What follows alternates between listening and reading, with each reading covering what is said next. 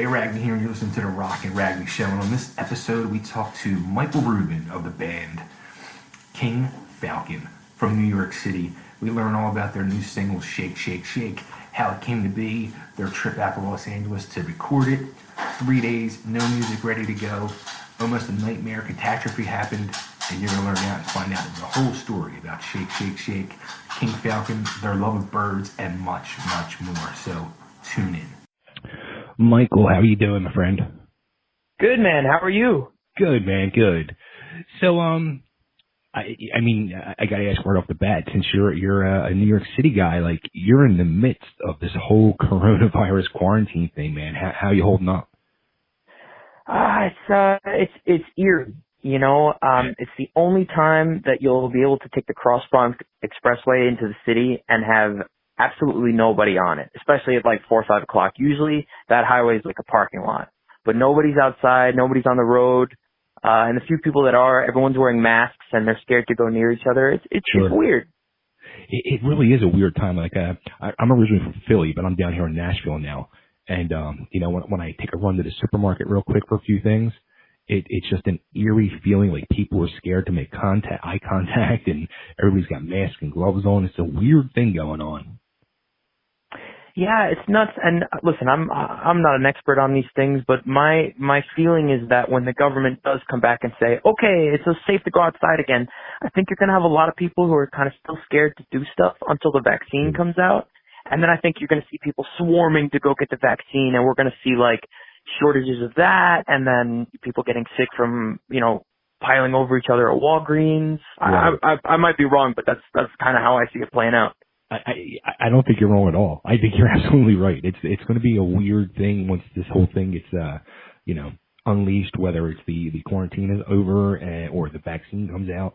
The whole situation. I think the rest of at least for the rest of the summer, is going to be a very weird situation. Yeah, I don't think we'll be going to the beach very much.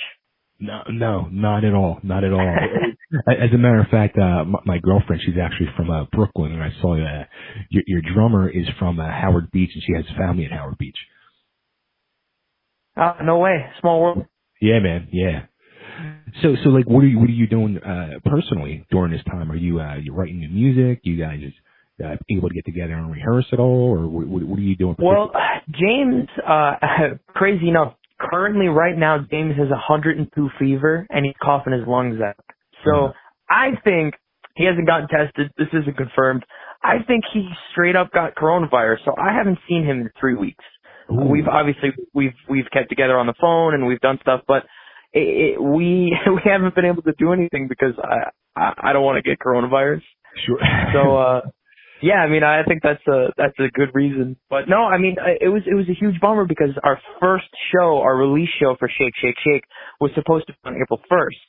And they canceled it on, rightfully so, obviously. They canceled all the shows at that venue like 3 weeks in advance. So we were trying to put stuff together. And then right as soon as we kind of figured out how we were going to do it, we set up a meeting date.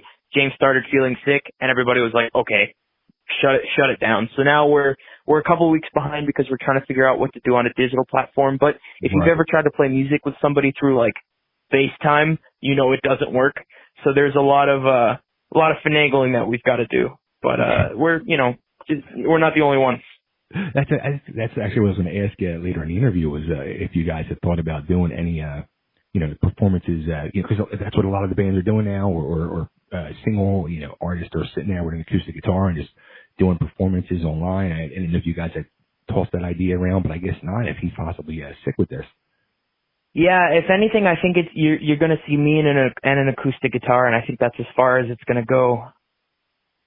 I mean, it's interesting, but it's not our main bag. I was going to say, have you ever tried a Shake, Shake, Shake acoustic version?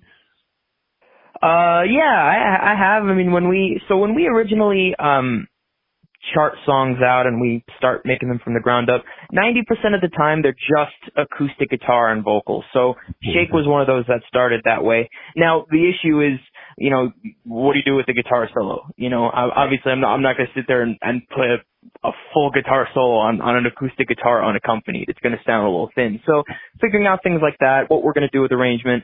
What I'm going to do with arrangement is just me. But yeah, I mean, we'll definitely do some acoustic stuff. Maybe I'll put out a couple covers, something like that. Nice. Now, actually, you and James played in a band together previously. So the thing that makes me think, first off, was the sound similar? Because you guys have a pretty unique sound with King Falcon. So was it kind of a similar sounding band? And why just a two-piece? That's ballsy. All right, so I'll give you the whole story. So the other band we still do, actually. We still make music for.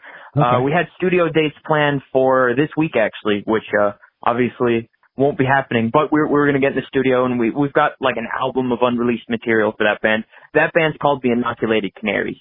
You may see the bird connection between the two. One's Canaries and one's Falcon. Right. That's by design. But no, so we wanted to, the Canaries is very much it's a classic rock band. I mean, we do everything the old-fashioned way.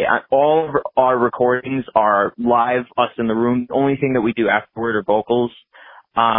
You know, there's no digital instruments. There's a lot less on the production side. It's different. So we wanted to keep that going, but we also wanted to kind of see what it would sound like if we made music in a much more modern way, using a lot more digital stuff. But we didn't want to like cloud the vision of Canaries. So we started a whole second band. And originally King Falcon was supposed to be the four of us. What ended up happening is that the other two guys kind of realized that they didn't have as much time as they needed to do this. So we just said, all right, listen, you guys can still do the Canaries. No bad blood. Everybody's still cool. The four of us are still really tight.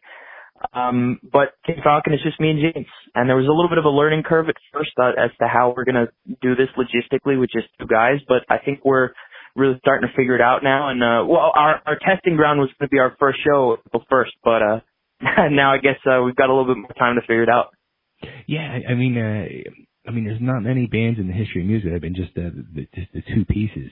But it seems like the ones that do it, they make an impact. And I'm going to tell you straight up, like, so when I first heard the single, I was like, this is a hit. Like, this has that unique, fresh sound to it. I mean, it's a freaking hit. I'm like, oh, we got something. I'm flattered, man, truly.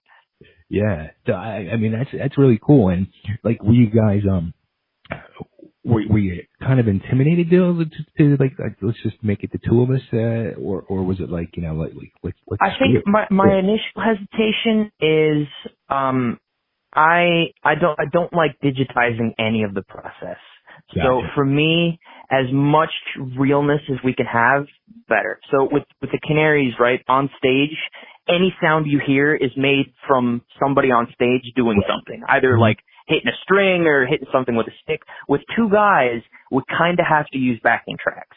Right. A lot of people do. It's not uncommon, but it's not something that I like to do. But what we've done is we try to use as little of the backing track as we can. So all the guitars live, all the vocals, apart from the harmonies, are live because we don't let James get near a microphone. He's not a good singer at all. And obviously the drums are live. So anything that we can't physically play live, we have to make a track and we have to digitize. But as much of the stuff that we can do live, I'd like to. And that was really my only change at first, because that's not something we're used to doing. No, something too that I saw, like when you guys actually went out to LA to do the Shake Shake Shake single, and I wondered, why did you go to LA to do it? Especially since I find out like James has his own studio in New York. It's like a really big time studio. It's had like major players come through there. So why go to LA and do it? So, we have done we've cut a lot of records at James's place, and the rest of the EP, which by the way, we have 5 songs that are recorded, ready to go, done. We just got to make videos for them. So there's going to be plenty more King Falcon content coming. Those we did at James's place. But the first song, Shake, a friend of ours was like, hey, you guys really need to work with these producers out in LA. Their group name is called Heavy. It's 2 guys, Jordan and Jason, and they're absolutely awesome, but they're in LA. So we flew out to meet them, and those 3 days that we were there, like 2.5 of them were spent with those guys, and they had the connection at NRG Studios, so that's why we went to go record there. It was really no other reason other than just logistically it was easier for us to go to them. Now, something too was, so you guys didn't, you went out there and just did the Shake song, like, from scratch, new song. Yeah. Did you guys have anything, like, why do that? Did you have anything ready to roll, or you just wanted something totally fresh in LA? Well, I'll tell you honestly, I always say this. James and I are simultaneously best friends and arch enemies. It's one of those things where, like, my line about James is, I would take a bullet for him in a heartbeat, but I would also be the first person to shoot him. Right? So that's about how I feel about James. James loves to plan in advance. If he's absolutely beholden to a calendar, he likes to know what he's doing every hour of every minute of every day. He's that kind of guy. Me, I'm the absolute opposite. I'm like, if I need to be somewhere in 2 minutes, I'm going to find out like 2 seconds before I got to be there. You know, like I'm very, very much a seat of the pants kind of guy. So I knew that it would drive James nuts if we just flew out to LA and I didn't come with anything written, because he'd been asking me, he's like, dude, like, we're going to go to LA in a couple of days. Like, you got anything? I was like, yeah, I got stuff. Don't worry. Hadn't even thought about it. And then we got there and we're in the hotel the first day. He's like, all right, show me what you got. And I was, I haven't written anything. And that's it. It was purely just to torture James. Oh, that's funny. So how was he during the whole process? Did he calm down? Was he upset, or? I mean, listen, we had no time to be upset. We had 3 days to write a song. but something else happens where I'm imagining where he must have been stressed then, because you guys almost didn't have a drum set to record on. Oh yeah! Oh my God, that was crazy. So, that was the end of the first day, right? So we kind of spent the first day going from nothing to having kind of the song together. And then we had to go to the studio the next day. So we called the studio and we're like, okay, just running down the gear list. What do you guys have for cymbals? Who do you guys have to engineer? This, that, and the other thing. And the guy on the other end of the phone is like, oh no, you guys are supposed to bring cymbals, and you guys are supposed to bring breakables, and you guys are supposed to bring an engineer. And we're like, when were you guys going to tell us about this? So we immediately go into panic mode, and we try to find some place to rent gear. And we find, luckily, there's a gear rental place like 2 blocks away. Fantastic. We call them, and they're like, sorry, we're actually closed today, even though they answered the phone, because there's a parade. So there's a parade that went through Hollywood Boulevard that shut down like half the city. Basically, if you were on one side, you couldn't get to the other side, and we were on the opposite side of where this place was. So they were open to like anybody on that side, but you straight up couldn't go across the parade. So that was a no-go. We ended up, did you know that Guitar Center does gear rental? Because I didn't. So we went to Guitar Center like 5 minutes before they closed, got everything that we needed, showed up the next day, and James just engineered the whole record himself because, the whole track himself, because he's an engineer that way, and he just sat down behind a board that he's never used before and figured it out.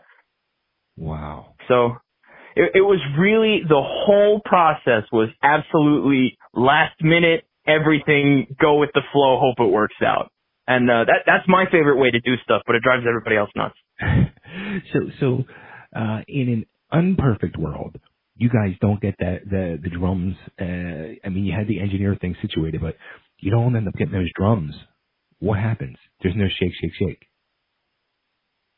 You know, it's one of those things where you kind of just gotta hope it works out, and right. Knowing that it not working out is not an option really prevents you from falling into that. You know, like we would have, I don't know, we would have definitely gone through every single contact that we have of anybody in the music industry in LA and asked them if they had a drum set at 2:00 in the morning. No, you know, like you were probably like actually maybe even enjoying those moments and the thrill of it. But it sounds like James was probably losing his mind. Was he at any point thinking to himself like, "This isn't going to work. This isn't meant to be. Let's screw it." The whole time. I was like, don't worry about it, dude. We're gonna figure it out. It always works out. It's okay. And then what do you know? I was right again. It worked out. Oh, that's too funny. So, all right, so the song "Shake, Shake, Shake," what is it actually about? All right. So I can't tell you what it's actually about because my mom is going to listen to this interview, and I've said that same exact line on 2-3 interviews. That's really just because it's true. You know, we went to LA for 3 days, having never been there. All I'm going to say is that the first day was absolutely nuts, way more nuts than it should have been, and I can't incriminate myself on the radio like that. You can. You actually can, and I'll allow you to. Your mom might not listen anymore, but I'll allow you to. No, I mean, listen, it's just your standard fare, you know, some boys go into a club, well, I don't know if you're going to want to bleep this out, but some stuff happens, and then we got the song out of it. So I think that's the most important thing. Well, it seems like it carried over to the video because it seemed like the video was a little party. Yeah, I think that was the most important thing. So we wanted to.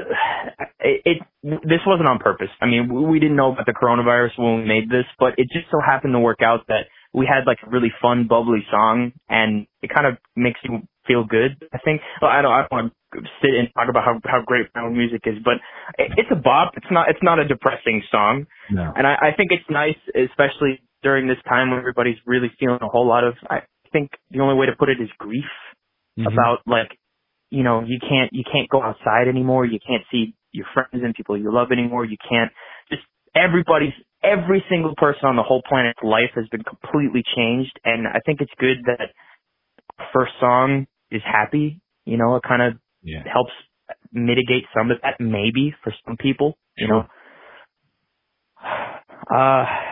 But yeah, I don't even remember where the hell I was going with that. Now all I'm thinking about is how much I want to go outside. You're thinking about shaking it. Yeah, I'm thinking about shaking it. But no, I mean, the video was a lot of fun. We knew that we needed dancers because James and I, if you ever have the misfortune of seeing us dance, we're absolutely awful. 4 left feet between the two of us. So I think we've got a clip somewhere of the girls in the video trying to teach us to dance, and it's a nightmare. It's awful. But yeah, I mean, it was, you know, shake, shake, shake. You need somebody to shake it, and it wasn't us. So we had to get some people who actually have some talent. Nice. So all right, so you guys actually you said there's already an EP all ready to go too. Yeah, we've got 5 songs, including Shake, Shake, Shake. So 4 more. They're done. They're mixed. They're mastered. They're ready to go. We just have to make videos for them. This way, people got something to watch. No, I like that. I mean, I really get happy and excited when I hear bands are going to. So it sounds like you're going to do videos for every song then. Maybe not every song. Maybe 3 of them. Again, doing music videos is not cheap, so we'll see. But listen, if I had an unlimited budget, we'd have a video for every single song. So there's one song. I'll give you guys a little bit of a sneak preview. There's one song that we've called "Time to Fly," and it's a little bit of a space themed one. And I think that's going to be one of the ones that we make a video for. And that video is one that I'm super excited about. Nice. It should be a lot of fun. Well, the whole thing is really exciting. It sounds very happy and upbeat in a time that I think everybody needs that. And yeah, so I mean, what is the plan now? Like, are you going to sit on the EP now, like in this whole quarantine time, or are you just going to focus on the Shake, Shake, Shake single and push the hell out of that, or which I personally we're going to be pushing Shake for a minute. We're going to be trying to do a lot more on our social medias, so a lot more on Instagram. We started a TikTok account, so if anybody out there likes TikTok, go check us out on TikTok. You could see me being a moron. What else? So as far as the songs go, I think we kind of are going to hold out on them until we have a chance to make videos, just because it's going to make the release that much better. And we don't want to spoil it because we have so much work in these songs already. Right. So it's a little bit dependent on the climate. Listen, if it were up to me, I'd put everything out yesterday, but we gotta kind of space it out. So can't give you an exact time frame just yet. Now, how about I don't know if you guys actually had a tour in place or something lined up, or was just like sporadic shows. Which was it? Yeah, we had about 5-6 shows lined up throughout like May, June. Okay. But now we kind of have nothing. So as soon as everybody gets back together, we really want to go out and do a full tour. You know, like 2-3 months, just gigs. But we'll see. Nice. Cool. Well, dude, this was great talking to you. You're a lot of fun. I wish you guys ultimate success. I think you guys are really on to something. I think this Shake, Shake, Shake single is going to blow up. It's got to get into the right hands and the right ears, and it's going to blow up. I really feel that way. Man, I appreciate it, and thank you so much for having me. Yeah, man. And hey, let's put all the plugs out there. Put all the plugs out there for King Falcon, and whatever anything else you need to plug. Like let's spread the word. Right on, bro. Thank you. Where's the best place to go to find you guys? Well, we've got our website, kingfalconband.com. We've also got our Instagram at King Falcon. I think it might be King Falcon Band, actually. And just our social medias. So we've also got a Twitter. We've got a TikTok, like I said. So anywhere that you go to listen to music, YouTube, Spotify, Apple Music, we're all there. So look us up. You'll find us. Nice. And I got to ask, what's the fascination with the birds? The canaries, the falcon? I don't know. I wish I had an answer for you. Like, birds are cool, man. You ever just stayed up too late and it's 4:00 in the morning and you hear one bird outside that's humming a melody that gets stuck in your head? Right. Absolutely. Absolutely. I hear them every morning. Yeah, I think that might be where it comes from. Nice. So now the next project you do, so you got to start eating at Hooters and become a fan of owls, and you'll be the disciples of Hooters. Oh man, that's a really good one. I'll write that down. Well, dude, this is great talking to you. I hope James is feeling better, and it's not the virus. And I hope you guys and the world gets back to enjoying some good music, and you guys are supplying it for everybody. You too, man. Stay safe and wash your hands. Yeah, man. Take care. Bye-bye. Everybody, Bay Ragni here. I just want to thank you for tuning in for our latest episode of our podcast. You can hear us all over the internet, and, of course, well, YouTube is the internet. So check us out. We're on YouTube. We're on Spreaker, Spotify, iHeartRadio, Google Podcasts, Apple Podcasts, Deezer, Podchaser, and Podcast Addict. Thanks again for tuning in. Make sure you like, love us, follow us, subscribe to us, and keep supporting Totally Driven Entertainment.